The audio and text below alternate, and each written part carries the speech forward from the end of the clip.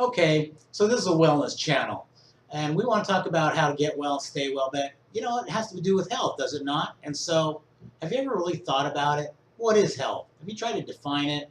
Lots of times we don't think about it when we're not injured, when we're not sick. You just go down about your day without really giving it much thought until you get injured or you get start hurting or you get sick, and then you really start to try to figure out what went wrong? How did you lose your health? And how can you get it back? So what is health to you? If you don't have any pain, you wake up in the morning, you don't have any pain. Are you healthy? Maybe. But if I drop a bowling ball on your foot and you don't feel it, and you have some kind of neuropathy in your foot, obviously that's not healthy. Same thing if you have normal blood work. All your markers are within range. You're feeling good. Yeah, you're healthy to a certain degree.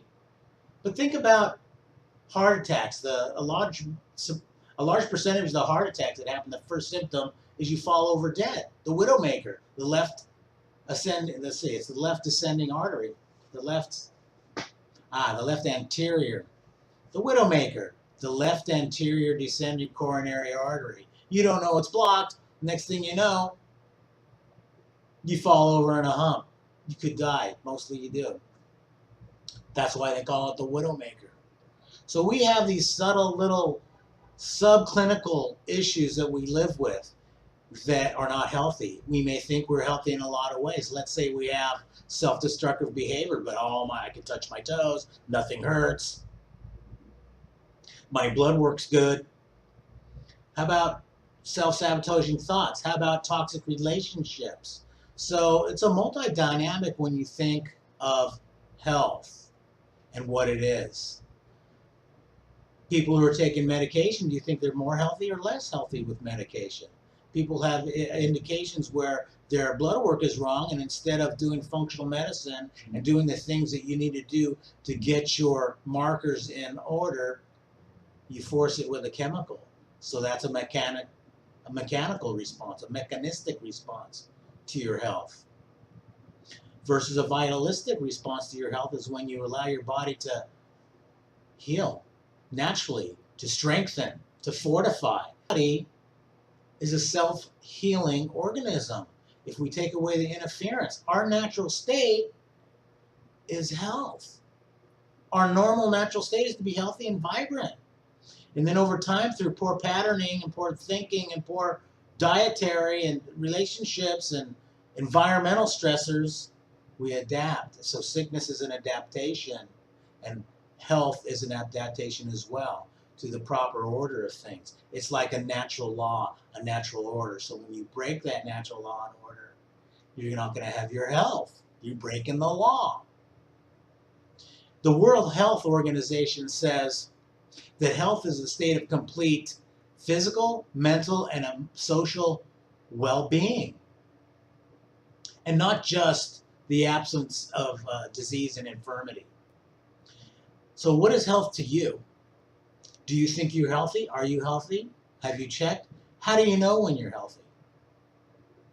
So I'm going to say to you that when we have all these factors, and it's multifactorial, sometimes just your hobbies is going to make you happy and reduce your blood pressure. Having a pet. So we're going to talk about the factors, the basic factors of what constitutes a healthy person. And when you follow the basic patterns, then health ensues. Problem is we have a lot of patterning that is away from the wellness model, is away from the healthy patterns, and then the body can take only so much.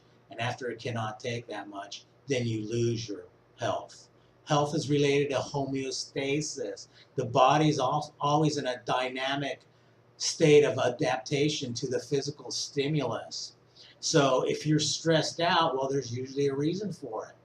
Or if you feel lousy, if you have pain, there's a reason for it. And so instead of suppressing the reason or the symptom with medication, I think health really comes from natural therapies and natural techniques.